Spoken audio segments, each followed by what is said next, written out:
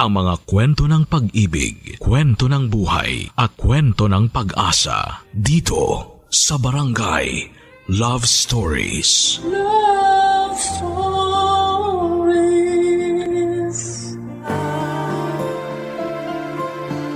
Malaki ang ginagampanan ng mga kapitbahay sa buhay natin. Sila ang mga saksi sa mga ordinaryong araw mo kung kailan mas totoo ka sa sarili mo. Ikaw, kabarangay, naniniwala ka bang malaki ang epekto sa iyo ng kapitbahay mo? Dear Papa Dudut, ako nga pala si Celia, 30 years old. After 10 years ay kinailangan kong umalis sa nirerentahan kong kondo dahil gagamitin na raw yon ng may-ari. Kahit na anong pakiusap ko na mag-increase na lang ng upa ay hindi pa rin siya pumayag. Wala naman na akong nagawa, gustuhin ko mang magstay ay hindi na pupwede. Nalungkot ako dahil marami akong memorya sa kondo na yon. 2 karelasyon ang dumaan sa buhay ko sa mga panahong nakatira ko roon. Doon din kami madalas nagiinuman ng mga kaibigan ko dahil ako ang pinakamalapit sa mga tinutuluyan nila. Kaya naman masakit sa akin noon na umalis ng sapilitan. Nahirapan din akong makahanap kaagad ng matitirhan na swak sa budget ko at malapit sa trabaho. Hindi nagtagal ay nakahanap ako ng apartment, Papa Dudut. May kalayuan sa trabaho pero mura naman ang upa. Pansamantala lang naman yon. Yon ang iniisip ko. Minamadali na rin kasi ako ng dating landlord ko kasi kailangan na rin nilang lumipat doon sa mismong kondo na nirerentahan ko. Yun ang dahilan kung bakit kinailangan kong lumipat. Kailangan na kasi nilang gamitin ang unit nila. Nakalipat naman ako kaagad at minadali ang pag-aayos ko dahil 2 araw lang ang kinuha kong leave sa trabaho para matapos ang paglilipat ko.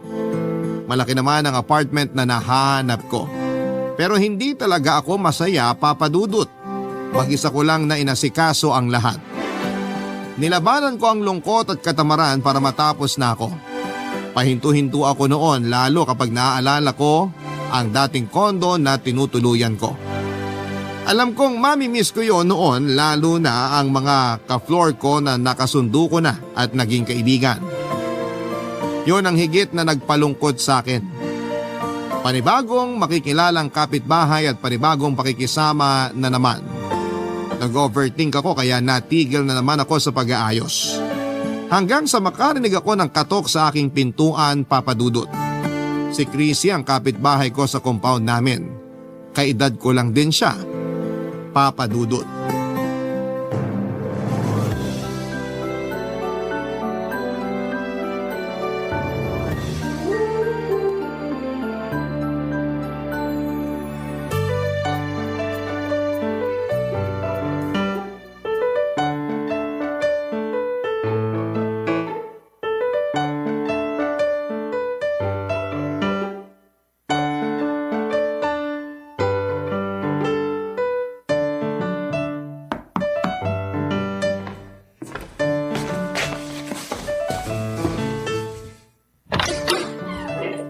Ano po yun? Hi! Ako nga pala si Chrissy, taga Unit C. Ikaw yung bagong tenant dito sa Unit B? Ako nga, Celia pala. May kailangan ka ba? Wala naman. Gusto lang kitang i-welcome dito sa compound natin. Kumusta ka naman dito? Naho-homesick sa dati kong apartment. Normal naman yan. Masasanay ka rin dito. Masaya rito sa atin. Mas masaya kaya kaysa ron sa dati kong apartment? Ito na ang buhay mo ngayon. Kalimutan mo na yung dati mong apartment. Isipin mo na lang na ex mo yun na toxic para mabilis ka makamove on.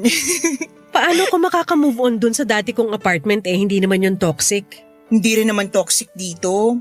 Pero Alam mo mukhang kailangan kitang kumbinsihin na mahalin tong buong apartment mo. paano mo naman gagawin yan?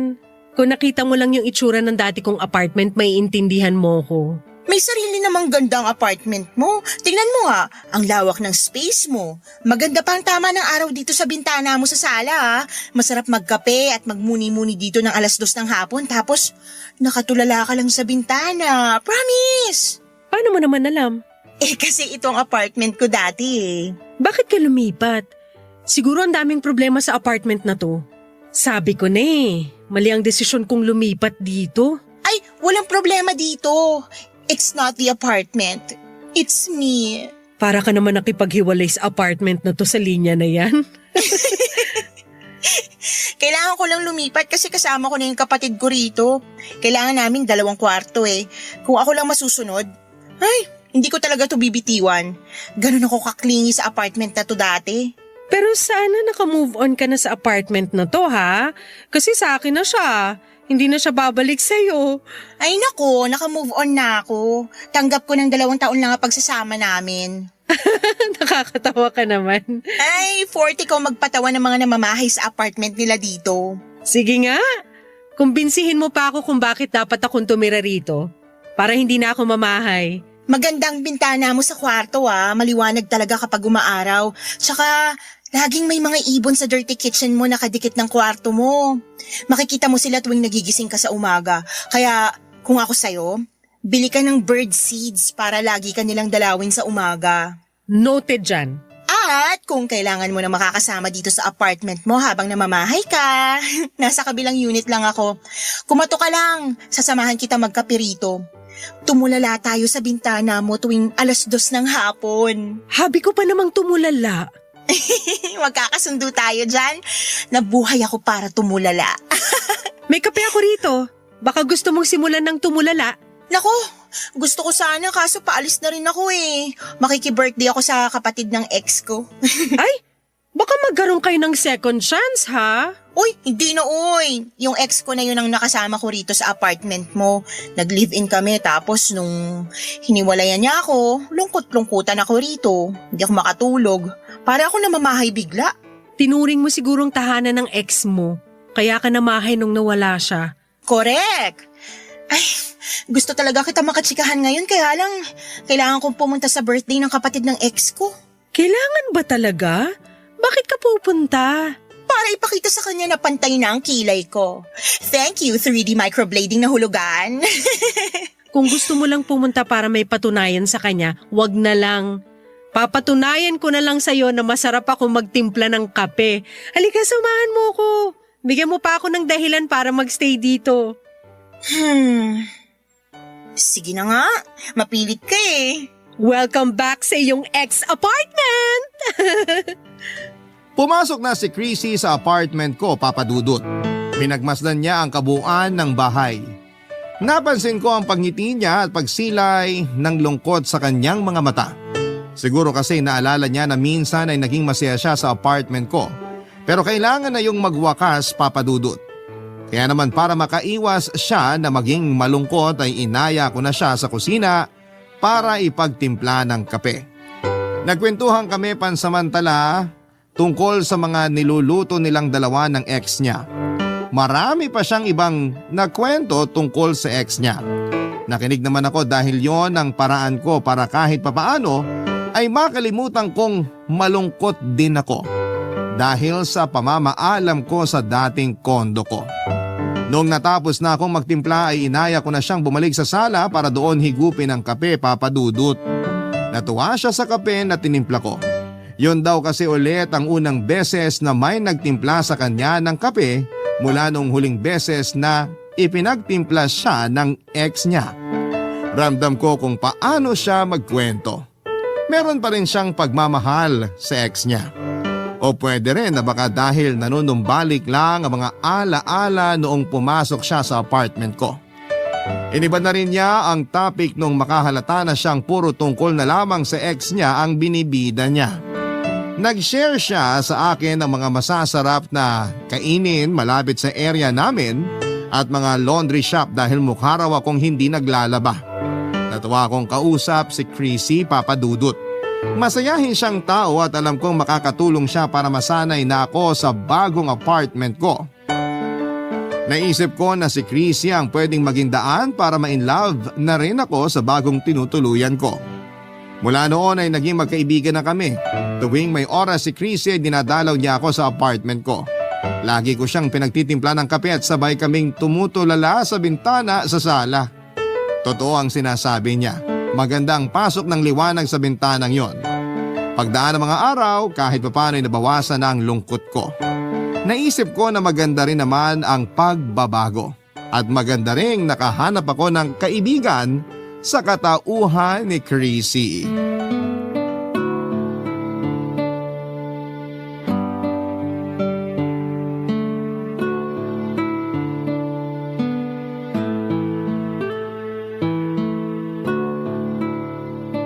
Alam mo, Celia, natutuwa ako na ikaw yung umupa rito.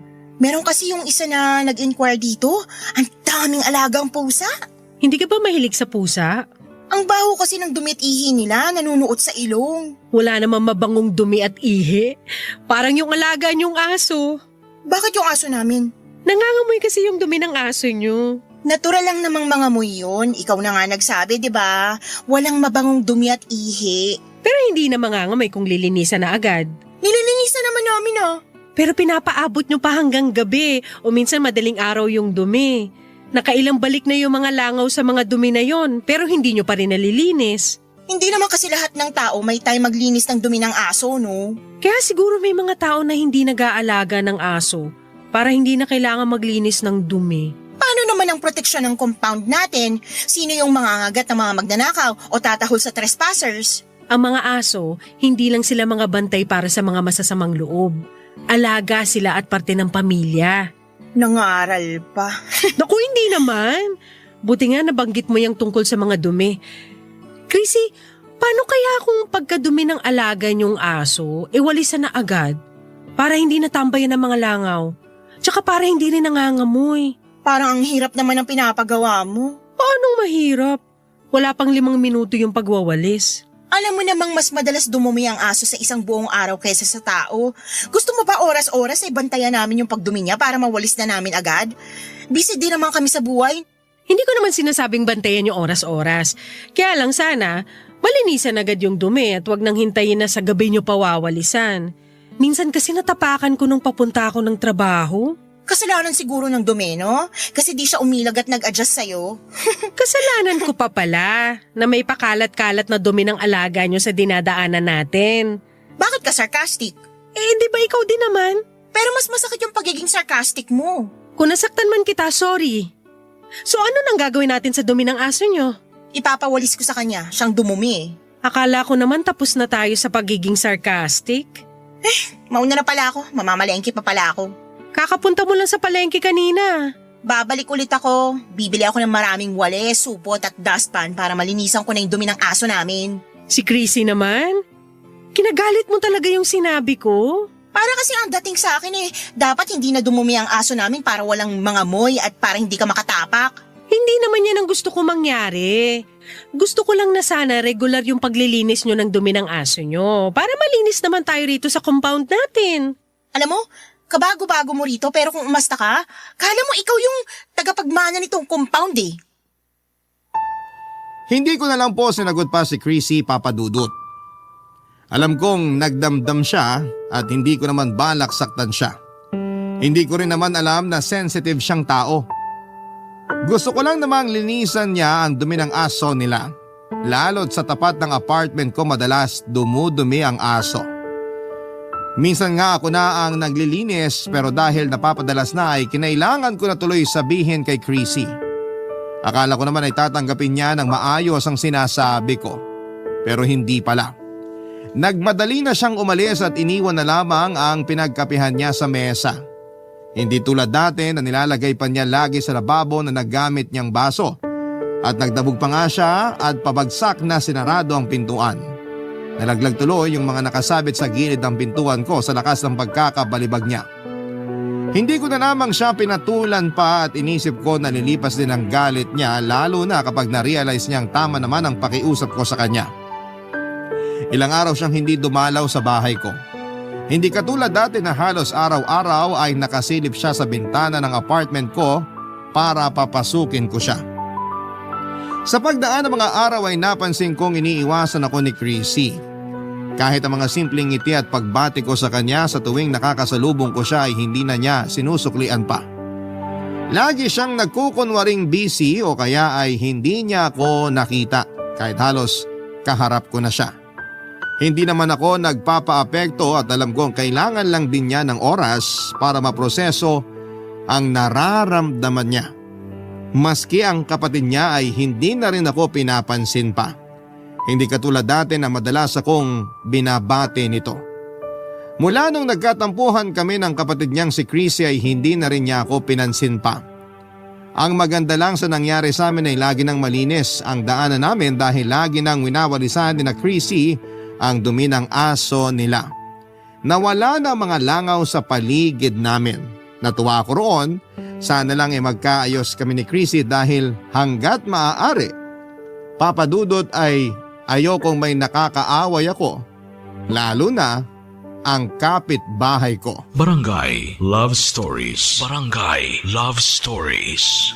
Naging mailap pa rin si Chrissy sa akin sa pagdaan ng mga araw, Papadudot. Hindi ko na rin naman pinagpilitan pa ang sarili ko sa kanya. Hindi ko naman yun ugali. Ako na rin minsan ang umiiwas lalo na kapag nararamdaman kong sisimangot na siya sa tuwing makakasalubong ko. Napadalas na rin ang pagkukulong ko sa bahay para lang maiwasan siya. Ewan ko ba, parang ako yung nakaramdam ng hiya sa mga nangyari sa amin. Gusto ko lang naman sabihin na hindi ako komportable na hinahayaan nilang langawin at matapakan ang mga dumi ng aso nila. Pinaramdam tuloy sa akin ni Chrissy na may problema ako sa mga aso. Mahilig din naman ako sa mga aso pero ang hindi ko matanggap ay yung mga taong kumukuha ng aso pero hindi naman nila alam kung papaano alagaan para hindi makasagabal sa ibang tao. Hindi yun nagawang intindihin ni Chrissy. Gustuhin ko mang ipaglaban pa yon sa kanya pero alam kong hindi naman siya magpapatalo. Minsan ay sinubukan ko na siyang lapitan. Gusto ko na lang ding magpakumbaba. Malaki rin naman kasi ang naitulong sa akin ni Chrissy para mag-adjust sa bagong buhay ko sa bagong apartment ko. Konting hindi pagkakaintindihan lang ang naganap sa amin at ayoko nang palakihin pa. Lalo't nasa isang compound lang kami at wala kaming ibang choice kundi ang matutunang makisama sa bawat isa. Kaya naman umorder ako ng baked macaroni sa isang katrabaho ko. Hindi ako maalam sa pagluluto kaya umorder na lamang ako ng pagkain para peace offering para kay Chrissy. Hindi naman pumalya ang pagkain para pag-ayusin ng dalawang kampong may tampuhan. Na-excite akong kumatok sa pintuan ni Chrissy at sa unay walang sumasagot. Inulit ko pa ang pagkatok. Doon na ako pinagbuksan ng kapatid niya. Hinanap ko si Chrissy at agad naman itong tinawag ang kapatid niya. Makalipas lang ang ilang sandali ay nakaharap ko na nga si Chrissy at nakita ko pa rin sa mukha niya na hindi pa rin siya okay sa akin, Papadudot.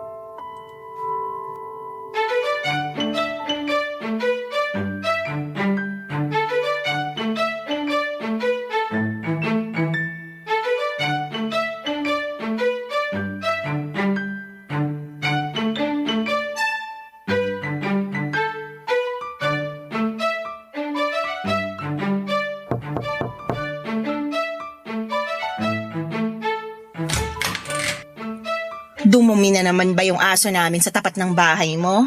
Hindi naman. Thank you pala sa paglilinis ng dumi ng aso mo. May choice ba ako? Pinilit mo ko eh. Para rin naman sa ikalilinis ng compound natin yun. Ano bang kailangan mo? Gusto lang kitang kumustahin. Busy. May iba ka pa bang kailangan?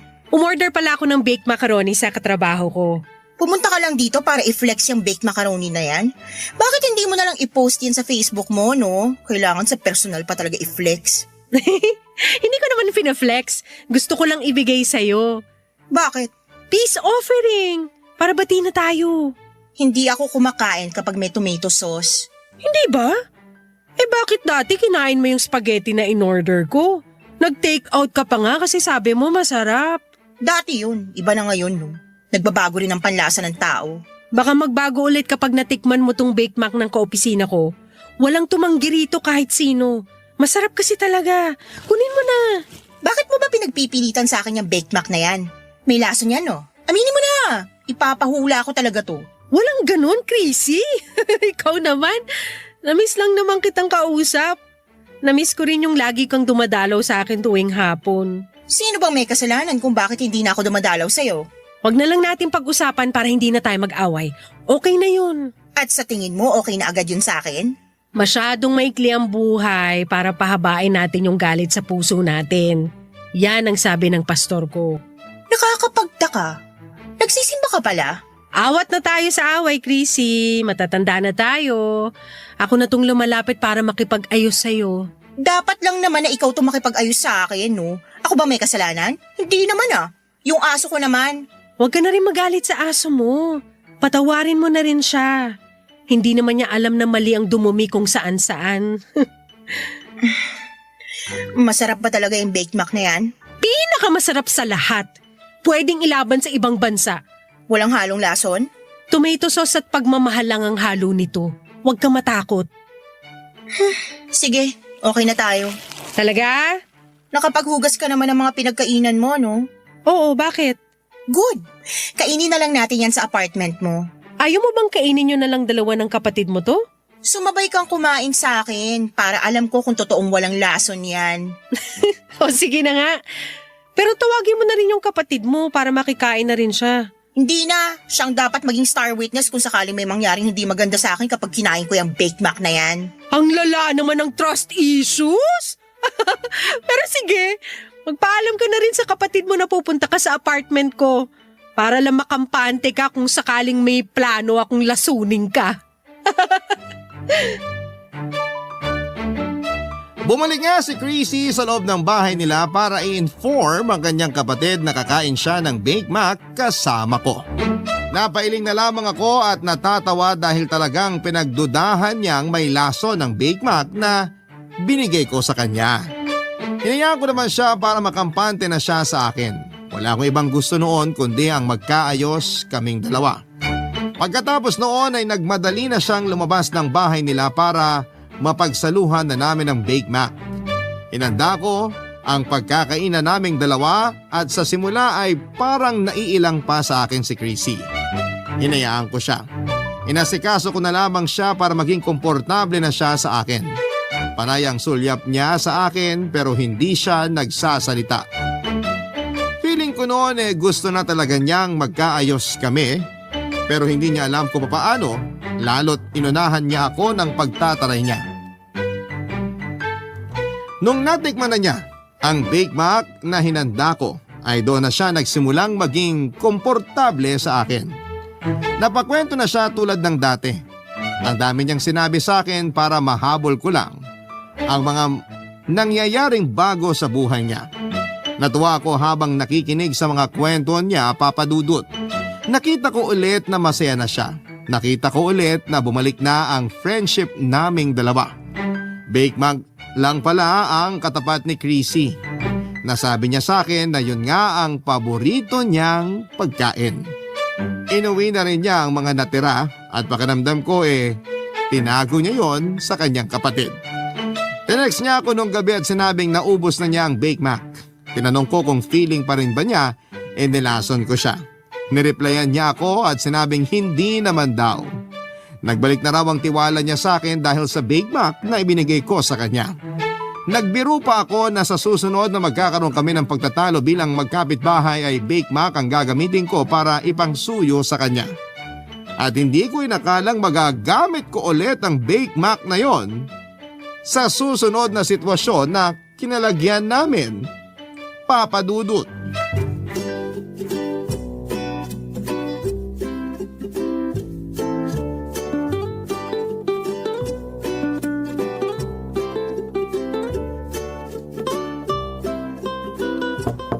Chrissy, andyan ka ba?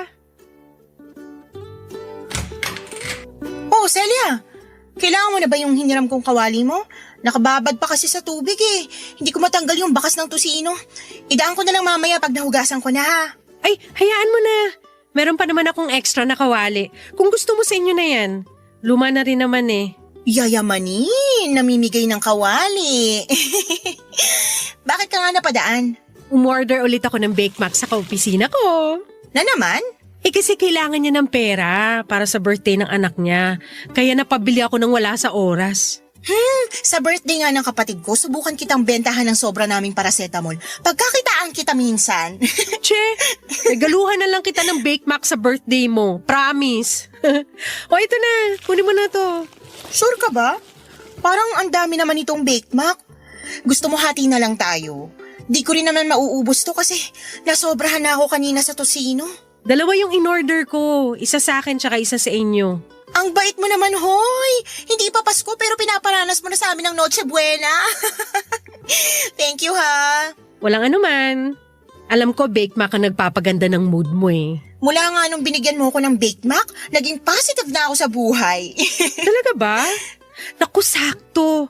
Kasi may sasabihin sana ako sa'yo. Ano yun? Kasi ano eh. Yung exhaust fan nyo. Anong meron sa exhaust fan namin? Kasi nakatutok direkta yung buga ng exhaust fan nyo sa dirty kitchen ko. Eh, yung aircon ko sa kwarto sumasagap ng hangin mula sa dirty kitchen ko. Kaya ayun. Diretsahin mo na ako. Lahat ng amoy ng niluluto nyo, nasasagap ng aircon ko sa kwarto. Alam nga namang hindi namin gamitin. Kami naman ang mga angamoy niyan. Pero kasi nangangamoy talaga sa kwarto, lalo na kapag nagigisa kayo, nagluluto ng isda. Kumakapit kasi yung amoy sa mga damit ko at sa mga dingding ng kwarto. Ang selan mo naman. Nung una yung dumi ng aso namin yung problema mo. Tapos ngayon, pati yung amoy ng niluluto namin. Hindi ko na alam kung saan lulugar, Celia. Binubuga nga kasi nung exhaust nyo, yung dumi o baho mula sa kusina nyo papunta sa akin. Ako naman na nakakasagap ng amoy na tinatanggal nyo sa bahay nyo. Gets? Magreklamo ka sa landlady natin, wag sa akin. Kinausap ko na yung landlady natin. Nalaman ko na ikaw pala nagpagawa ng exhaust. Kaya ang sabi niya, ikaw din daw dapat ang magpaayos. Eh, tama naman siya. Eh anong magagawa ko? Alam nga namang ako lang ang mangamoy ang kusina. Paano naman ako? Kwarto ko naman na nangangamoy dahil sa pinagawa mong exhaust. Kaya nga exhaust fan eh. Kailangan talaga yan para mawala yung amoy sa kusina namin. Alam ko naman kung anong gamit ng exhaust, kaya lang sana pinagawa nyo ng maayos. Yung hindi nakakaperwisyo ng kapitbahay. O eh anong gusto mong gawin ko? May nakausap na akong gumagawa ng exhaust. Kailangan daw kasi ng roof ventilator cap. Para yung buga ng hangin sa kusina nyo sa bubong nyo lalabas. Hindi mangangamoy sa inyo, hindi rin mangangamoy sa akin. Ang hassle naman ng gusto mong ipagawa. Gagastos pa kami. Pwede naman kitang pautangin. Paunti-unti ka na lang magbayad. Wala namang kaso sa akin eh. Ayokong umutang, no? Baka naman pwedeng hindi ka na lang mag-aircon para hindi nasasagap sa kwarto mo yung amoy ng kusina namin. Malabo naman yun. Ang init sa kwarto ko. Tsaka alam mo naman night shift ako. Sa umaga at tanghali ang tulog ko. Yun pa naman ang oras na nagluluto kayo. Mabilis kasi ako magising eh kapag may hindi ako nagugustuhan na amoy. Alam mo, dapat sa'yo walang kapitbahay. Hindi ka marunong mag-adjust? Chrissy, sinusubukan ko namang mag-adjust pero mali naman kasi yung exhaust fan mo. Kasi nga nakatutok sa apartment ko. Pwede mo namang gamitin yung exhaust fan mo pero pagawan mo ng tamang ventilation para hindi ako yung nakakasagap ng baho ng kusina mo. Hindi na ako nakapagpigil pa, Papa Dudut. Napalakas ang boses ko habang dinedepensahan ko ang sarili ko. Hindi ko gusto na ang ginagawang panggagaslight sa akin ni Chrissy kaya nasagot ko na rin siya. Akala kong uubra ang Bake Mac para makapag-usap kami ng mas maayos. Pero hindi pala. Hindi na sumagot sa akin si Chrissy habang hawak niya ang Bake Mac at inirapan ako nito. Lumabas siya ng kanyang bahay at saka nilapag sa sahig ang Bake Mac na ibinigay ko. Saka nagmarcha papasok ng loob ng kanilang bahay. Hindi niya ako nilingon o tinignan man lang bago pumasok. Pero pinaramdam niya sa akin ang pagdadabog niya. Pabagsak pa niyang sinarado ang pintuan. Lumabas ang kanyang kapatid at sinamangutan din ako. Mukhang mabilis na nakapagsumbong si Chrissy. Kinuha ko na lang ang Bake Mac at saka nagmadaling pumasok sa loob ng kwarto. Muli ay nagkaroon kami ng alitan ni Chrissy. Nahiya na rin ako lumabas ng bahay dahil panay ang parinig niya kapag alam niyang nasa sala lamang ako at maririnig ko ang boses niya. Patuloy pa rin siya sa paggamit ng exhaust nila sa kusina. Mas tumindi pa nga ang amoy ng mga niluluto niya. Nagluto siya ng tuyo at ibang mga malalansang isda na kahit mababad sa kumukulong mantika ay malansa pa rin. Paulit-ulit din ang paggamit niya ng mantika sa pagluluto, kaya halo-halo na yung amoy kapag lumalabas sa exhaust niya. Mas matindi tuloy ang kapit ng amoy na yon sa kwarto ko. Gusto ko na sanang magreklamo sa landlady ko, kaya lang ay baka mas lalo lang kaming magkaroon ng alitan ni Chrissy. Gusto ko pa rin magkaayos kami. Pero hindi ko na alam kung kailan willing makipag-usap si Chrissy sa akin ng panahong yon, Papa Dudut. Barangay Love Stories. Barangay Love Stories. Ilang buwan na ang lumipas pero hindi pa rin kami nagkakaayos ni Chrissy. Ang masakit pa ay hindi pa rin niya pinapagawa ang exhaust niya. Kahit na hindi ako naka-aircon noon ay pumapasok pa rin ang amoy ng kusina nila sa kwarto ko. Napadalas na tuloy ang tulog ko sa sala para lang makaiwas sa amoy. Kaya lang sa sala naman ay nangangamoy ang dumi ng aso nila. Hindi na muling naglilinis si Chrissy ng dumi ng aso nila, Papa Dudut. Hinahayaan na lamang niyang hanggang gumabi at nakakainis lang dahil yung aso nila sa tapat pa ng pintuan ko nagdudumi. Nakakaramdam na ako noon ng inis. Pero hindi ko pa alam ang gagawin at masyadong sensitive si Chrissy kapag pinupuna ang mali sa kanya. Yon ang napansin ko, parang hindi siya marunong mag-adjust sa ibang tao. Kahit ang kapatid niya ay hindi rin ako kinakausap at minamalditahan din ako.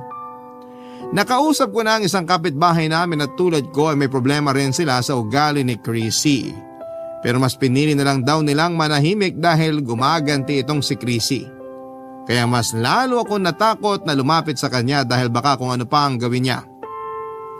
Sa Facebook ay madalas siyang nagpaparinig tungkol sa akin. Alam kong tungkol yon sa akin dahil naka-hashtag pa ang Bake Mac sa bawat parinig niya kahit na wala namang kinalaman ang Bake Mac sa post niya. Hindi ko na lang din pinatulan pa. Hinayaan ko na lamang hanggang sa isang araw ay bigla na lamang niya akong blinak sa Facebook. Talagang pinersonal na niya ang paglapit ko sa kanya para ayusin ang exhaust nila.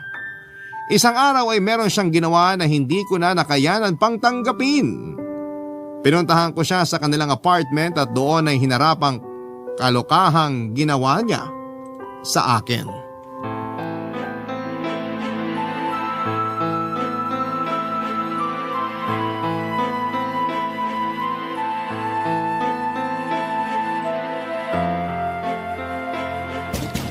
Chrissy! Buksan mo tong pintuan niyo! Chrissy! Ano bang problema mo? Gusto mo bang gibain tong pintuan ko, ha? Magpaliwanag ka sa akin! Eto na naman po si babaeng kailangan lagi ng paliwanag. Diyos me, umay! Huwag mo ko dinadaan sa ganyan, ha? Hindi na ako natutuwa sa'yo! Bakit? Sa tingin mo natutuwa ako sa'yo? Pag-usap tayong dalawa! Hindi na makatarungan tong ginagawa mo!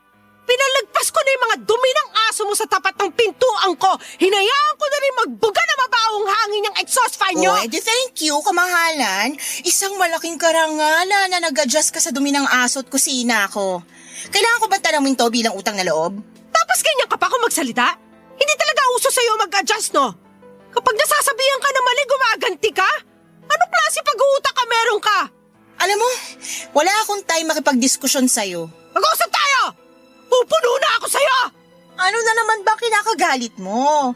Ano na naman bang irereklamo mo ngayon? Marami bang banyo mo? Ako na naman ba may kasalanan? Marami ka bang labahin ngayon? Ako pa ulit ang may kasalanan? Bakit mo sinabi sa mga nagde-deliver ng parcel na patay na ako? Ah, yun ba? Hindi yata kami nagkaintindihan eh. Bakit kailangan mo sabihin yun sa kanila? Kailangan ko ang mga parcel na yon! Ayaw na nilang i-deliver dahil sinabi mo matagal na akong patay sa mga rider! Anong klase pag-uutak kayang Chrissy? Ginawa naman nilang literal yung ibig sabihin ng patay. Gusto ko lang iparating sa kanila na para sa akin, patay ka na. Hindi ka na nag-e-exist sa buhay ko. Ganun lang kasimple. Mali ko ba kung ginawa nilang literal? Silang may mali. Laging mali ang ibang tao, no? Pero ikaw ang perfect mo? Hindi ka pwede magkamali? Mali naman kasi sila talaga. Bakit nila ginawang literal yung sinabi ko? Sinabi mo sa kanila na i-cancel ng account ko kasi may gumagamit para mang-scam na mga rider? Paano mo to didepensahan ngayon, ha? Aba, malay ko ba kung may gumagamit ng account mo para manloko ng riders? Talamak pa naman ngayon yung ganyan. Nakakaawa yung riders. Sinabi ko lang yon para makapag-ingat sila. Talaga ba, Chrissy? Baka naman sinabi mo yun dahil sa galit mo sa akin.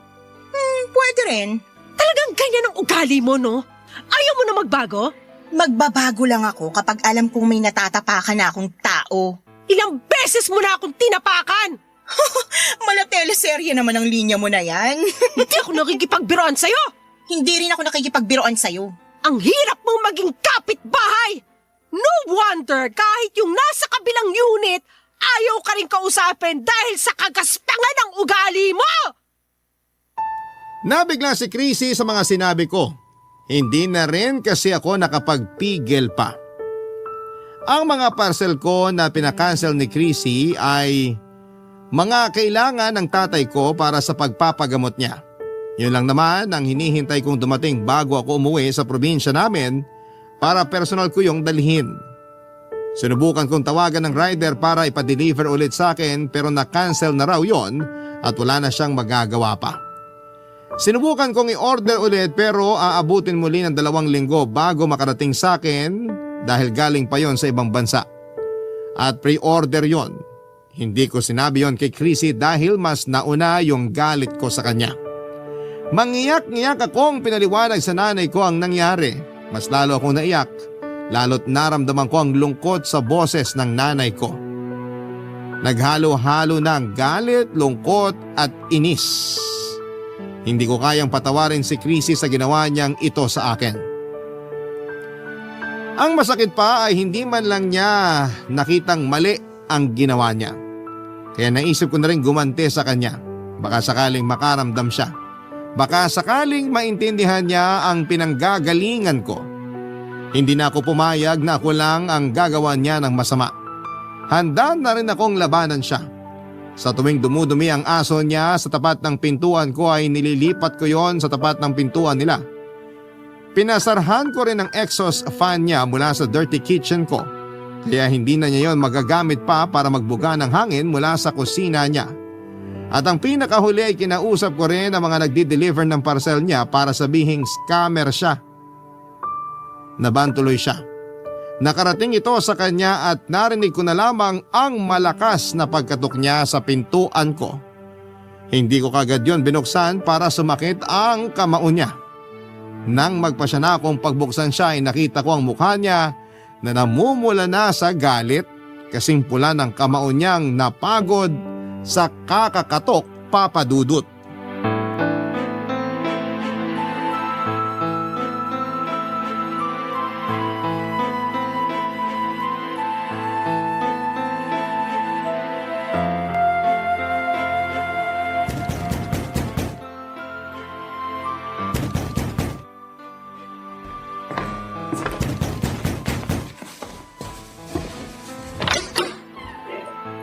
Oh, Chrissy! Napadaan ka.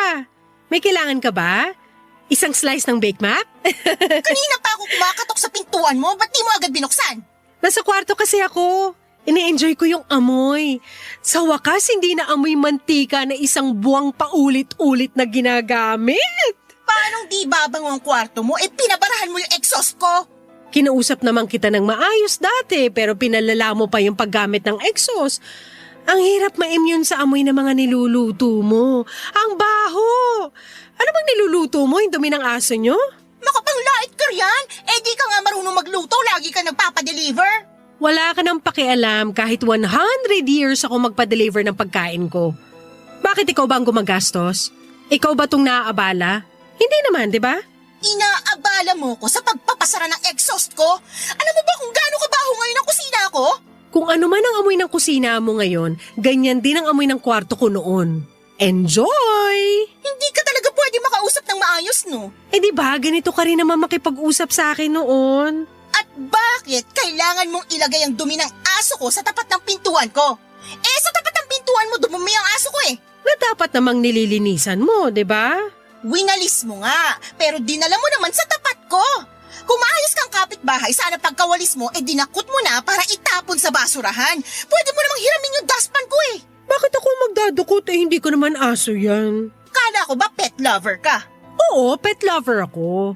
Hindi ko naman sinasaktan ng aso mo sa tuwing dumudumi siya sa pwesto ko. Wala naman siyang alam dun. Kaya binabalik ko lang sa'yo yung dumi. Kasi mas may isip ka kaysa sa aso mo. Alam mo na dapat responsibilidad mo ang dumi ng aso mo. Tamad ka lang kamo na magwalis ng dumi ng aso. Ano bang tamad? Winalis ko naman ang dumi ng aso mo. Winalis mo papunta sa akin. At least winalis, diba? Pati mga parcel ko pinakailaman mo. Mabuti na banggit mo yan. Parang proud ka pa sa ginawa mo sa mga parcel ko ah. Proud ka rin naman na pinagmukha akong patay sa mga nagde-deliver ng parcel ko.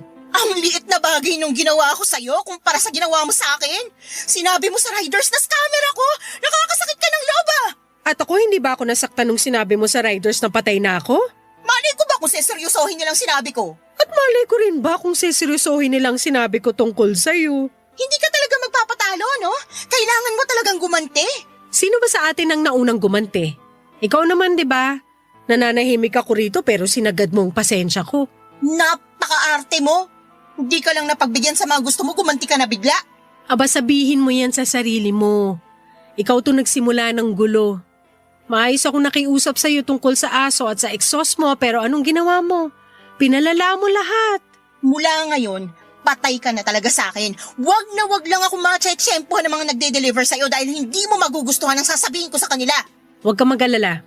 Hindi na ako magpapadeliver dito sa bahay. Diretso na agad sa opisina dahil dun walang demonyong kapitbahay na katulad mo. Naka-demonyo ka dyan, akala mo anghel ka?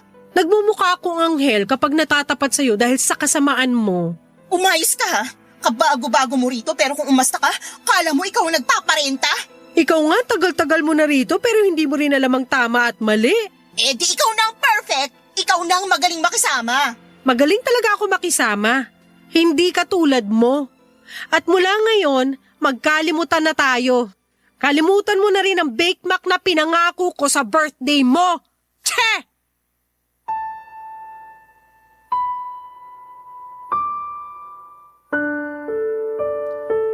Papadudot, hindi ko na hinintay pa na sumagot si Chrissy. Tinalikuran ko na siya at pinagbagsakan ng pintuan. Doon ako naka-feel na tamang ginawa ko at kailangan kong maiparamdam sa kanya ang ginagawa niyang mali sa akin noon. Hindi ako nagpasindak sa kanya. Kahit na ilang beses siyang nagparinig sa akin noon ay hindi ko na siya pinansin pa. Mas lalo tuloy siyang nagalit. Pinagpatuloy ko lang ang ginagawa ko. Hindi ko tinibag ang pagkakasemento sa exhaust niya. Lagi ko pa ring nilalagay noon ang dumi ng aso niya sa tapat ng pintuan niya. Lagi na rin siyang nakaantabay sa mga parcel niya sa takot na baka maunahan ko siyang lapitan ang mga nagdi-deliver. Alam ko na stress na siya noon pero hindi ko siya aatrasan kung yun ang paraan para matuto siya. Hanggang sa isang araw ay kusa na niyang nililinisan ang dumi ng aso niya sa tapat ng pintuan ko. Nawala na sa wakas ang amoy na pumapasok sa loob ng sala ko. Pinagawa na niya ang exhaust at nakatutok na yon sa kanyang bubungan. Hindi na pumupunta sa akin ang amoy ng niluluto niya mula sa kusina. Sinubukan kong magpa-deliver ng parcel sa bahay at kahit siya ay nakaharap na rin ng rider. Itinuro na nito kung saan ako nakatira. Naging maayos na si Chrissy pero hindi ibig sabihin noon ay kinaibigan ko na siyang muli. Mas okay nang maging civil lamang kami sa isa't isa kaysa ibalik ang dati naming pagkakaibigan. Yun na lamang ang naging relasyon ko sa kanya, isang kapitbahay. Hindi yon nahahaluan ng personal na panghuhusga. Mas madaling maayos ang problema kung meron man. Maraming salamat nga pala sa pagbasa ng aking liham at lagi akong nakikinig sa mga kwento ninyo sa Spotify lalo na tuwing wala akong pasok sa trabaho. Sana'y magpatuloy pang maging malakas ang inyong #1 na programa sa Barangay LS. Ang inyong kapuso at kabarangay forever, Celia. Nagustuhan ng iyong napakinggan? Ituloy yan via live stream sa www.gmanetwork.com/radio.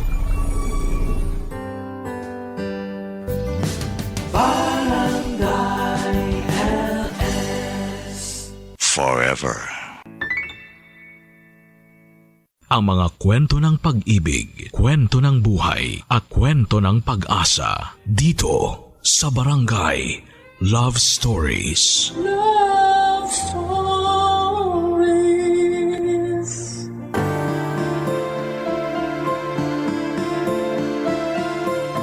Ang tunay na pagkakaibigan ay higit pa sa simpleng tawanan at kwentuhan.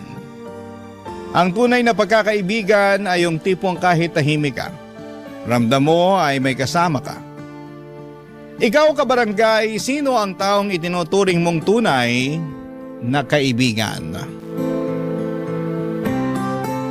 Dear Papa Dudut, magandang araw po sa inyo at sa lahat ng taga-subaybay ninyo. Ako nga pala si David, matagal mo na akong fan sa Barangay LS at ngayon ko lamang po naisip na ibahagi sa inyo ang kwento ng buhay ko.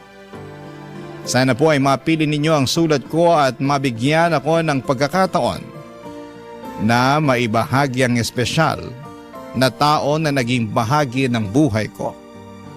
Ang kwento ko po ay tungkol sa akin at sa matalik kong kaibigan na si Kay. Simula pa nung elementary at high school ay halos araw-araw na kaming magkasama at solid talaga ang samahan namin. Nang nag-college kami ni Kay ay pareho kaming nagdesisyon na kumuha ng iisang kurso at masaya akong sabihing sabay din kaming nakapagtapos. At hindi lang yun. Pareho rin kaming napunta sa isang kumpanya pagkatapos ng college. Para sa akin, si Kay ay higit pa sa kaibigan at parang pamilya na rin. Lagi kaming magkasama sa saya at pati na rin sa mga panahong malungkot at mahirap. Palagi siyang nandyan para makinig, umalalay at pasayahin ako sa mga araw na kailangan ko siya. Isa sa mga hindi ko malilimutang pangyayari ay noong isang araw habang papunta ako sa trabaho ay nasagasaan ako ng motor at na ospital. Akala ko talaga noon ay katapusan ko na. Pero ang kinagulat ko ay bakit si Kay ang unang nakaalam ng nangyari sa akin. Samantalang wala pa akong tinatawagan ni isa para sabihin ang nangyari sa akin, Papa Dudut.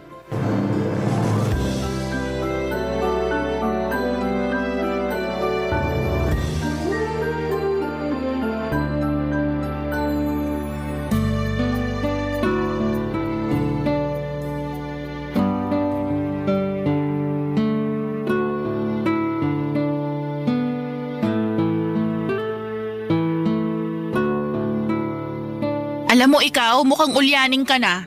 Anong ibig mo sabihin? Nakalimutan mo na ba? Ako kaya yung nilagay mong emergency contact doon sa ID mo. Ay, oo nga. Anyway, kailangan malaman ng papa at mama mo yung nangyari sa'yo. Sandali, ako na nga bahala. Tatawagan ko na lang. Kay, wag! Oh, bakit? Please, nakikiusap ako sa'yo. Please lang Wag mo nang tawagan sina mama at papa. Bakit naman? Ayoko na sila mag-alala pa eh. Alam mo naman yung mga yun. Sigurado ako magpapanik yung mga yun kapag nalaman nila kung ano yung nangyari sa akin. Kaloka naman, David, oh. Kapag nakauwi ka na sa inyo, sigurado akong magsasaklay ka at malalaman din ng mga magulang mo yung nangyari sa'yo. Kaya habang maaga pa, mas mainam na sabihin natin sa kanila yung nangyari. Oo nga, pero ayokong makita nila ako dito sa ospital. Kaya parang awa mo na. Ha? Bigay mo na sa akin to. Ako na magpapaliwanag sa kanila kapag nakalabas na ako dito. Oh, siya. Sige na nga. Kung ano yung makakapagbigay sa'yo ng peace of mind, sige na, doon na ako. Salamat Tsaka thank you din kasi pinuntahan mo ako dito. Sus, kau talaga, para ka namang others. Maliit na bagay lang naman eh. Siyempre, pupuntahan kita dito kasi alam ko naman na kung mangyayari sa akin yung nangyari sa'yo, hindi ka rin naman magdadalawang isip na puntahan ako, di ba? Siyempre naman. Solid nga tayo, di ba? Teka nga muna, paano ba kasi nangyari sa'yo to? Bakit ka naman nabundol ng motor? Paano ba naman kasi? Nanlalabo na tong mga mata ko. Kaya, ayun, di ko na nakita yung motor. Loko! Ito na nga ba yung sinasabi ko, David eh. Ang tigas din kasi ng ulo mo. Diba, sinabihan na kita nung nakaraang buwan na kailangan mo nang kumuha ng salamin. Ayan tuloy na pala mo. Pero ayoko talaga magsalamin eh. Sigurado magbumukha akong lolo nun. So ano gusto mong gawin? Pabayaan natin yung astigmatismo hanggang sa mabundol ka na naman ng motor. Alam mo, ikaw ang sungit mo. Siyempre, concern lang ako sa'yo. Thank you sa concern ha, pero tama na. Tuwing naiinis ka, naalala ko lang sa'yo si mama eh. Ganun? Aray! Galit Yung ka, braso ko! ha? Dahan-dahan naman! Ay, sorry. Masakit? Lakas nun ha. Di, sorry. Ikaw naman kasi, nakakainis ka eh. Alam mo, kapag ako nakalabas dito, gagantihan kita. Talaga ba? Paano to? Binilan pa naman kita ng paborito mong leche flan at maha blanca. Pero, wag na nga lang. Bibigay ko na lang to sa mga street children dyan sa labas. Mauna na ako sa'yo. Bye! Ito naman di na mabiro. Lapag mo na lang dyan sa mesa. Kakainin ko yan mamaya. Pagkain lang pala katapat mo eh. Kilala mo nga talaga ako. Ano? Nga pala, Kay. Thank you sa pagbisita sa akin dito Pero sige na, mauna ka na. Baka mamaya malate ka pa sa trabaho mo. Hindi. Dito lang ako. Sasamahan kita hanggang sa gumaling ka. Ano ibig mo sabihin? Nagpaalam na ako kay boss na mag-leave ako ng 1 linggo para mabantayan at maasikaso kita. Ba't mo naman ginawa yun? Di mo naman kailangan gawin yun eh. Alam mo, huwag ka nang choosy. Ako magiging yaya mo for 1 week straight at wala ka nang magagawa doon. Kaya relax ka lang dyan, ako na bahala sa'yo, okay? Pinanindigan talaga ni Kay na babantayan niya ako buong linggo kahit na hindi naman talaga kailangan. Sa mga panahong yun ay sobrang na-appreciate ko na may tao tulad ni Kay sa buhay ko. Pero syempre nagalit din ang mga magulang ko nang malaman nilang hindi ko agad sinabi ang tungkol sa aksidente, pero tinulungan ako ni Kay at naipaliwanag niya sa mga magulang ko na ayoko lang namang mag-alala sila. At dahil sa tulong ni Kay ay hindi na nagtampo sa akin ang mga magulang ko. At sa katunayan, sa halip ay mas lalo kong naramdaman ang pagmamahal sa akin ni na mama at papa. At aaminin ko din po sa inyo, Papa Dudut, na habang tumatagal ay mas lalong nahuhulog ang loob ko kay Kay. Hindi ko maintindihan kung bakit ngayon ko lang naramdaman ang mga ito sa tagal na naming magkaibigan. Pero siguro ganon talaga ang pag-ibig.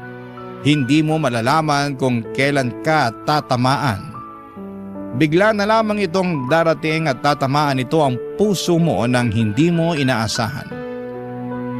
Hanggang sa isang araw habang magkausap kami ni Kay sa telepono, isang bagay ang bigla na lamang sumambulat sa akin, Papa Dudut.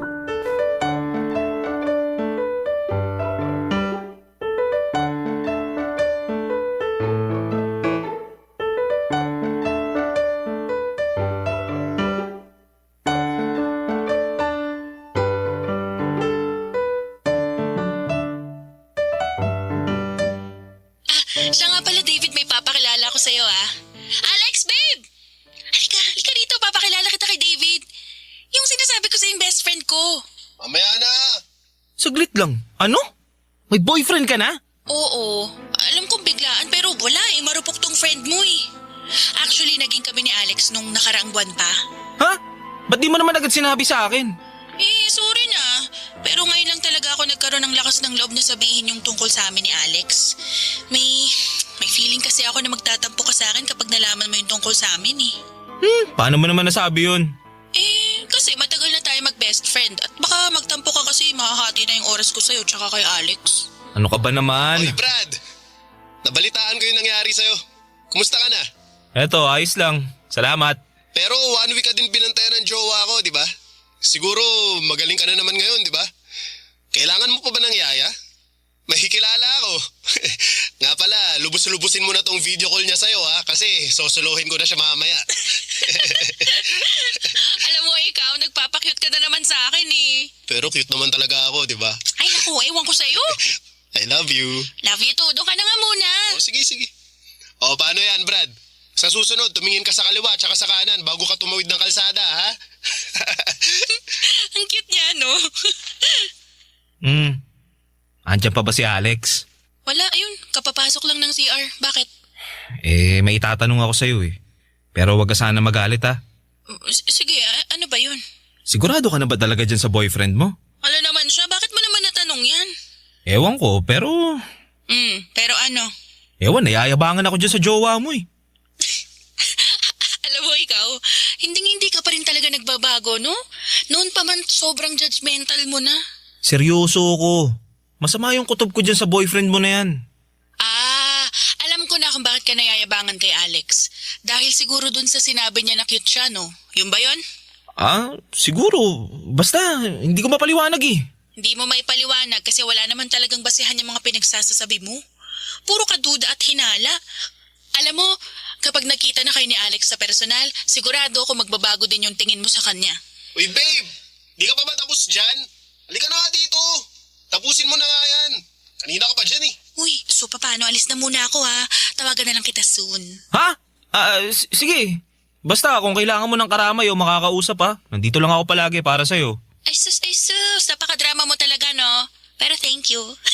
Best friend talaga kita, no? O sige na, papatayin ko na tong tawag. Ingat ka dyan. Sige, ikaw din. Ingat ka. Bye! Babe, di ka pa ba tapos dyan? Lakas ng hangin mo. Kala mo naman kagwapuhan ka. Di ko maintindihan kung ano nakita sa'yo ni Kate. Nagustuhan ka niya eh. Nakakain na nga lang. Bad trip. Aaminin ko po sa inyo na sobrang inis na inis ako kay Alex noong araw na yon. Ramdam ko yung yabang niya sa video call, yung tipong parang nangaasar. At nararamdaman ko rin na parang ayaw niya sa akin. O baka nga tama si Kay na baka hinuhusgahan ko lamang si Alex nang wala sa lugar. Pero sa kabila ng lahat ng yon ay isang bagay ang malinaw sa akin. Mahal na mahal ko na si Kay at gusto ko na sanang iparamdam sa kanya yung totoong nararamdaman ko. Kaso torpe ako, Papa Dudut. At bago ko pa man masabi ang tunay ko na nararamdaman ay naunahan ako ng asungot na si Alex. Kaya ng mga panahong yon ay sinabi ko na lamang sa sarili ko na magpaparaya muna ako kahit na hindi ko gusto at kahit na masakit. Pero ginawa ko yon dahil mahal na mahal ko si Kay. At kahit papaano ay gusto ko pa rin naman siyang maging masaya. Kahit nasa piling siya ng ibang tao. Barangay Love Stories. Barangay Love Stories. Papadudot noon ay maayos pang naging samahan namin ni Kay. Palagi pa kaming nag-uusap sa trabaho at nagkwekwentuhan sa telepono tungkol sa mga pangarap at plano namin sa buhay. Kahit na asar na ako sa jowa ni Kay na si Alex, ay natutunan ko na rin at tanggapin na siya na talaga ang mahal ni Kay. Pero habang tumatagal ay napapansin ko na parang iniiwasan na ako ni Kay. Aminin ko na nasaktan talaga ako kasi hindi ko naman alam kung ano yung ginawa ko para layuan ako ni Kay nang ganon na lamang. Masakit ang ma-friend zone, pero mas masakit pa yung pakiramdam na yung taong minsang pinakamalapit sa iyo ay unti-unti nang nawawala sa buhay mo. Doon ko na naisip na kailangan kong gawin ang lahat para maibalik at masalba ang pagkakaibigan namin ni Kay, Papa Dudut, bago siya tuluyang mawala sa akin.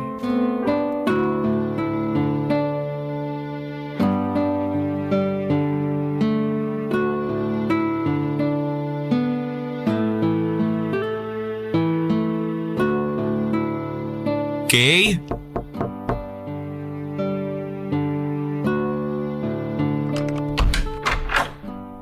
David, anong ginagawa mo dito? Ha? Bakit? Bawal na ba akong bumisita ngayon? Hindi naman sa ganun, pero please lang, nakikiusap ako sa'yo. Umalis ka na muna. Huwag ngayon, parang awa mo na. Sandali nga lang. Bakit ba nagkakaganyan ka ha? May problema ba? Pwede ba? Sumunod ka na lang. Papunta na dito si Alex. Oy, ano naman ngayon? Kilala niya naman ako ha. David, tatapatin na kita. Ayaw ka ng jowa ko. Yun na nga ba sinasabi ko eh. Siya ba ang dahilan kung bakit mo ako iniiwasan? Oo. Pero bakit? Kasi pinagseselosan ka ni Alex. Pero Kay, alam mo naman sa sarili mo na wala tayong ginagawang masama. Hahayaan mo na lang ba na basta-basta na lang masisira yung pagkakaibigan natin dahil lang sa lalaking yun? Kung tutusin naman, walang basihan yung pagsiselos niya sa akin eh. David, please lang. Ayoko ng gulo kaya umalis ka na lang. Hindi. Dito lang ako. Aantayin ko yung Alex na yan at ako mismo magpapaliwanag sa kanya na wala siyang dahilan para magselos. David, hindi mo alam kung paano magalit si Alex. Kaya kung ayaw mong mapilayan, nagmamakaawa ako na umalis ka na lang bago ka pa niya makita. Alam mo kung anong hindi ko maintindihan? Kung bakit ka nagpapadala dyan sa jowa mo eh. Mas may pinagsamahan tayo, Kay. Kung tutusin, hindi pa nga nag-iisang taon simula nung nakilala mo yung Alex na yan eh. Pero masisisi mo ba ako? Mahal ko si Alex eh. At isa pa, ikaw ang best friend ko, David. Dapat ikaw tong mas nakakaintindi sa akin. Uy, ano yung gusto mong maintindihan ko? Kung bakit mo ako nilalayuan para dyan sa Alex na yan? Kay naman eh. Hindi kita nilalayuan, David. Talaga ba? Ilang linggo mo na nga ako iniiwasan tsaka hindi kinakausap eh. Kailangan ko lang talaga ng mas marami pang time para maipaliwanag kay Alex na wala siyang dapat ikaselo sa'yo. At kapag nangyari yun, pinapangako ko sa'yo na babalik na yung dating sigla ng friendship natin. Kaya nga ako na yung kakausap dyan sa jowa mo. Para hindi ka na mahirapan. O, tingin mo magiging okay lahat kapag ginawa mo yan, ganon? David naman, ilang beses ka na namin pinag-awayan. Nagdududa siya na may namamagitan sa atin. Pambira. Ibang klase din naman talaga yan eh, no? David, alam mo, mahal kita bilang kaibigan, alam mo yan. Pero mahal ko rin si Alex. Kaya parang awa mo na, wag mo na akong pahirapan. Umalis ka na lang muna, okay? Promise, tatawagan kita mamaya. Yun na nga yun eh. Naiinis ako kasi hindi ka naman talaga dapat nahihirapan. Ano ba nakita mo dyan sa Alex na yan at patay na patay ka sa kanya? Diyos ko, dyan na si Alex. Kotse niya yun eh. David, please lang, magtago ka na, umalis ka na nga. Sige na nga. Pero tatawagan kita mamaya. Oo na, alis! Sa totoo lang ay sobrang nainsulto talaga ako noong araw na yon. Ang haba na ng pinagsamahan namin. Ang dami naming napagdaanan tapos ay nagawa niya akong ipagtabuyan dahil lang ayaw ako ng boyfriend niya. Para sa akin ay sobrang unfair noon. Nagbigay na ako ng espasyo, nagparaya na ako pero bakit ako pa rin yung nasasaktan ng ganito? And deep inside, alam ko rin na labag sa loob ni Kay ang ipagtabuyan ako. At nagagawa niya lamang yon kasi mahal niya si Alex. Kasi kung gusto niya talaga akong mawala sa buhay niya ay matagal na niya akong blinak pero yon ang isang bagay na hindi niya nagawa. At ayun na nga papadudot, umabot kami sa puntong kahit ayaw ni Alex. Nagkaka-text pa rin kami ni Kay. Nagchat-chat at nauuwi pa sa palihim na pagkikita. Nagtiis ako kasi ayokong tuluyang mawala si Kay sa buhay ko. Mas pinili kong kumapit sa kung ano pang natitira sa amin. Kahit ako na lang yung nasasaktan sa bandang huli, papadudot.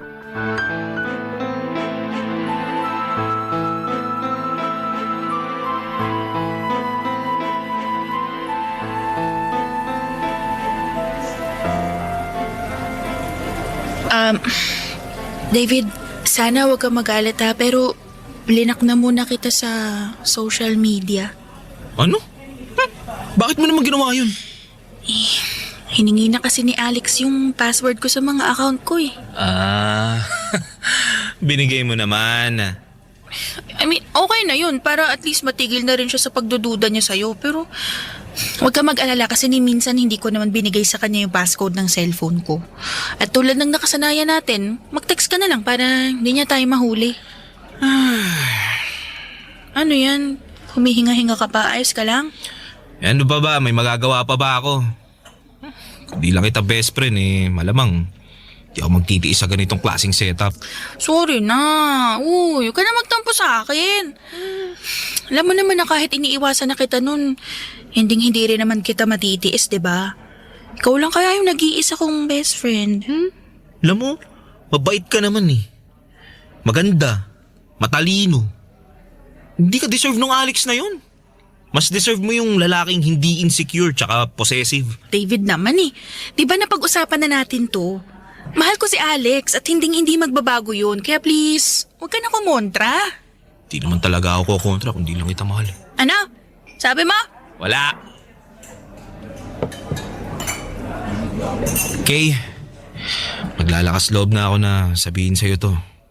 Kasi kapag hindi ko sinabi sa'yo to ngayon, hindi ko alam kung magkakaroon pa ako ng pagkakataon para sabihin sa'yo yung tunay kong nararamdaman. Ha? Anong ibig mong sabihin?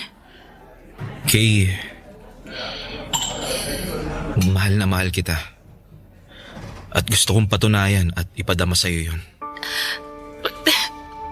David naman, bakit ngayon mo lang sinabi sa akin to? Kasi nung una hindi pa ako sigurado eh. At ayoko naman na masira yung pagkakaibigan natin ng dahil lang dito sa nararamdaman ko. Pero ngayon na nakikita kong nagtitiis ka sa maling lalaki, mas lalo akong nagiging sigurado sa nararamdaman ko para sa'yo. David, nagpapasalamat ako kasi simulat sa Paul, andyan ka palagi para suportahan ako at iparamdam sa akin na hindi ako nag-iisa. Pero alam mo naman 'di ba na parang kapatid na lang yung tingin ko sa'yo? Aaminin ko nung umpisa, nahirapan akong tanggapin na hanggang best friend lang talagang tingin mo sa akin. Pero habang tumatagal, mas nare-realize ko na mas hindi ko kakayanin kung mawawala ka sa buhay ko. Pero kung may chance naman na maging tayo, why not, di ba? David, please lang ha. Huwag mo nang dagdagan tong iniisip ko. Kay, sinabi ko na to sa'yo noon at sasabihin ko ulit sa'yo ngayon. Hindi ka dapat nahihirapan ng ganito. Hindi deserve ni Alex ang isang babaeng katulad mo. Kung tutusin, kayang-kaya ko tiisin yung pang-friendzone mo sa akin eh. Pero alam mo kung ano yung hindi ko kayang tiisin? Yung nakikita kong nahihirapan ka sa piling ni Alex. Aminin ko po, yung pag-amin ko ng nararamdaman ko kay Kay ang pinaka nakakatakot na ginawa ko. Para akong kinakain ng sarili kong kaba, papadudot. Pero noong araw na yon ay hindi ko na talaga napigilan ang sarili ko. Ang tagal ko na kasing bitbit yung nararamdaman ko at naisip ko na kung hindi ko pa sasabihin, baka hindi na ako magkaroon ng lakas ng loob para sabihin ang tunay ko na nararamdaman. Gusto ko lang maging totoo kahit na isang beses lang. Pero pagkatapos kong umamin ay bigla na lang nagiba ang lahat. Umiwas na talaga si Kay at hindi na nagre-reply. At parang nawala na yung closeness namin ng tuluyan. Nalito ako at nasaktan at hindi ko na maintindihan kung saan ako nagkamali. Umabot pa ako sa punto na naisip ko na sana ay hindi ko na lamang sinabi ang tunay kong nararamdaman. Sana nakontento na lamang ako sa palihim na pagkikita namin. Kasi kahit masakit at least noon ay hindi pa ako ganito kalayo sa kanya. Papadudot ngayon parang ako na lang yung naiwan, nag-iisa, bit-bit ang damdaming hindi ko na alam kung paano ko haharapin o saan ko ilalagay. Papadudot. Barangay Love Stories. Barangay Love Stories. Pagkalipas ng ilang linggo ay bigla namang umikot ang mundo ko. Parang nangaasar talaga ang tadhana kasi isang araw ay nag-text si Kay at tumawag pa. Doon niya inamin sa akin na higit pa sa best friend ang turing niya sa akin at mahal niya rin daw ako. Grabe. Sobrang saya ko nang narinig ko yon. Para akong lumulutang at parang ako na yata yung pinakamaswerteng lalaki sa buong mundo. Pero kasabay ng tuwa ay may kirot din. Sinabi ni Kay na kailangan niya pa ng kaunting oras at panahon para makipaghiwalay kay Alex. At kahit masakit pakinggan ay nirespeto ko yon. Ang importante sa akin ng oras na yon ay umamin na siya sa nararamdaman niya. At least ngayon ay may pag-asa na at may direksyon na yung matagal ko nang pinipigilang damdamin. Kaya kahit mahirap, kahit ako yung naipit ay tinanggap ko. Ang sabi ko sa sarili ko na hihintayin ko siya.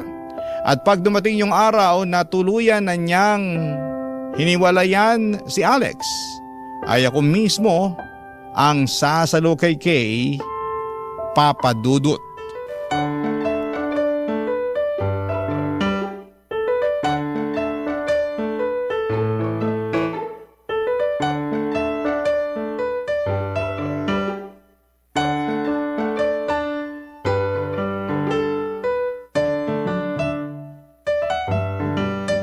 Kay!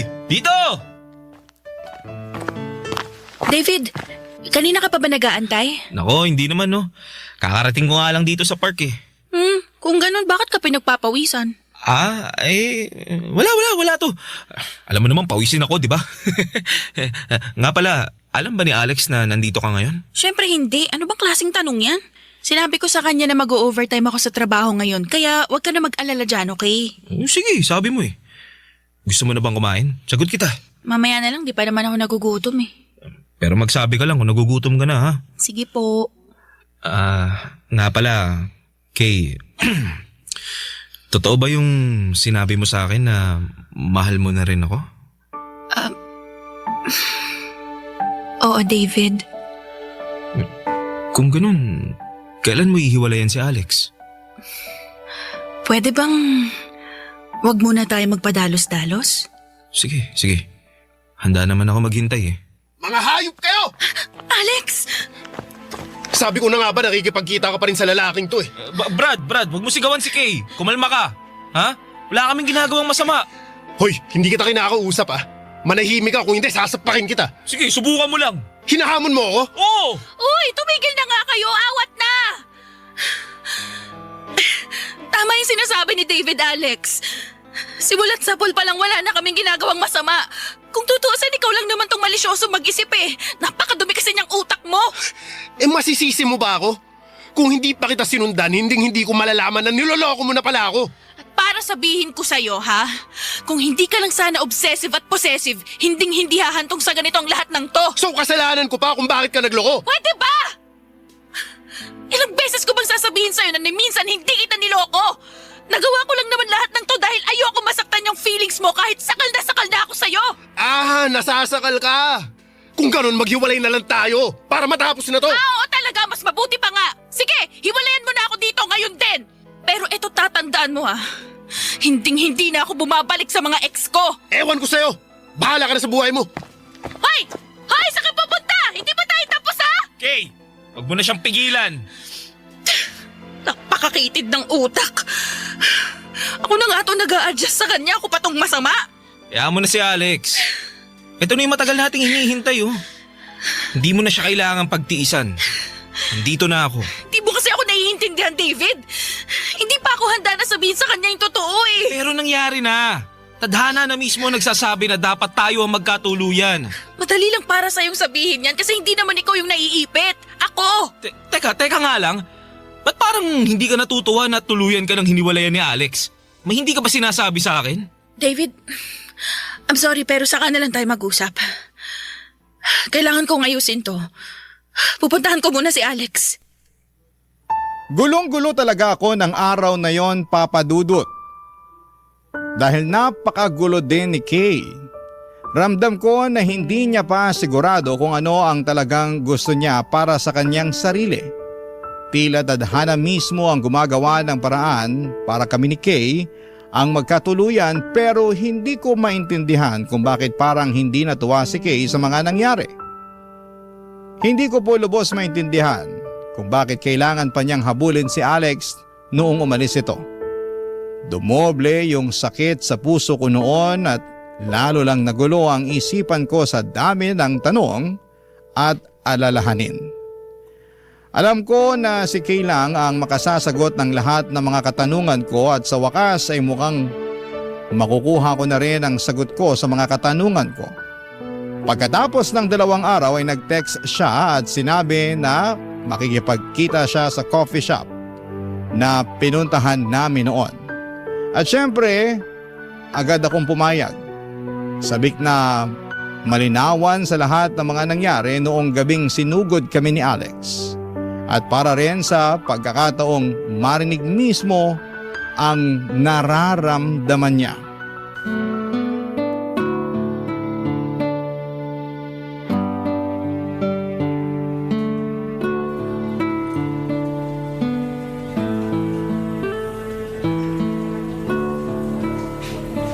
David, kasi kami na ulit ni Alex. Ha? Pero akala ko ba? Didiretsuhin na kita. Mahal ko pa rin si Alex. At ginagawa ko ng lahat para maayos yung relasyon namin. Ano? Pero akala ko ba ako yung mahal mo? Yun nga rin ang akala ko pero nagkamali ako. Napagtanto ko na gulong-gulo lang talaga ako sa nangyari sa amin ni Alex noong mga panahong yun. Kaya nasabi ko sa'yo na mahal na rin kita. Don't get me wrong, David. Minahal naman talaga kita pero bilang isang kapatid lang. Kay, hindi. Huwag mo naman ako sukuan. Maayos pa natin to. Please, Kay. At para sa ikatatahimik ng relasyon namin at sa ikatatahimik ng lahat, kailangan na rin kitang pakawalan, David. Sandali lang, ano? Bakit? Sabihin mo nga sa akin, gusto mo ba yung nangyayari sa atin ngayon na palagi lang tayong nagtatago? Gusto mo ba yung tipong wala tayong kalayaan tuwing nagkikita tayo? Kung ganun, yang si Alex ang pagsabihan mo, wag ako. Sana wag mo namang masamain tong sasabihin ko sa'yo pero mahal ko talaga si Alex at handa akong gawin ng lahat para sa kanya. Sigurado ka na ba dyan? I'm sorry pero oo David, sigurado na ako. Kung yan ang magpapasaya sa'yo, sige. Magpaparaya ako. Tatanggapin ko ng buong puso yung desisyon mo. Pero may isa lang akong ipapakiusap sa'yo. Ano yun? Sana alagaan mo ang sarili mo. At sana magtira ka ng konting pagmamahal para sa sarili mo. Nire-respeto ko na ang desisyon mo at ang relasyon nyo. Masakit man pero kailangan. Salamat, David. Huwag ka mag-alala. Kahit kailangan na kitang layuan, hindi kita makakalimutan. Sa dinami-dami ba naman ng mga pinagdaanan natin di ba? Mabuti naman kung ganun. Sayang lang talaga, no? Kung nilakasan ko lang sana yung loob ko noon baka naging tayo pa. Siguro kung noon pa lang, sinabi ko na sa'yo yung totoong nararamdaman ko. Siguro, nabigyan mo na ako ng chance. David. Ito naman, biro lang. Huwag ka mag-alala. Didistansya na ako. Pero kung kailangan mo na makakausap, lagi mong tatandaan nandito lang ako bilang best friend mo. Salamat. Napagtanto ko na mahirap ma-friendzone. Pero mas mahirap at masakit pala yung mawalan ng best friend. Yung kaibigan na palaging nandyan sa saya at lungkot. Yung taong alam ang lahat ng kwento mo. Yung taong nakakaintindi na kaagad sa'yo kahit wala ka pang sinasabi. At para sa akin, ikaw yung kaibigan na yun. Pero para sa ikatatahimik nating lahat, lalayo na muna ako. Pagkatapos ng araw na yon ay tuluyan na akong dumistansya kay Kay para hindi na makagulo sa relasyon niya kay Alex. Nakikita ko pa rin si Kay sa workplace namin at nagkakakumustahan pa rin naman kami. Pero hindi na kasing sigla ng dati ang friendship namin. Wala namang kaming sama ng loob sa isa't isa. Pero nakatutok na kasi siya sa love life niya habang ako naman ay nakatutok sa trabaho ko. At okay lamang yon kasi iba-iba naman tayo ng priorities sa buhay. Siguro sa iba ay hindi maganda ang ending namin ni Kay at ganoon din ang iniisip ko noon. Pero habang tumatagal po Papa Dudut ay narealize ko na ang pagiging single pala ay may sarili ding kapayapaan. Mas nagagawa mo yung mga bagay na gusto mo nang hindi iniisip ang ibang tao. At mas may space ka rin para mag-isip kung ano talaga ang makabubuti sa buhay mo. Sa totoo lang, isa ito sa mga bagay na madalas ay nakakaligtaan o taken for granted ng nakakarami.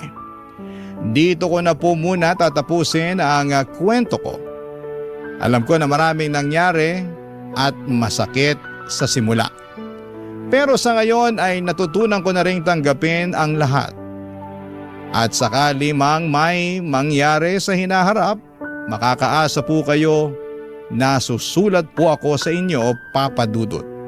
Sa ngayon ay natutunan ko ng pahalagahan ang bawat araw, bawat karanasan, at bawat tao na naging bahagi ng buhay ko at tulad ng sinabi ko, masaya na rin ako sa katahimikan na meron ako sa ngayon. Ang inyong forever kapuso at kabarangay, David.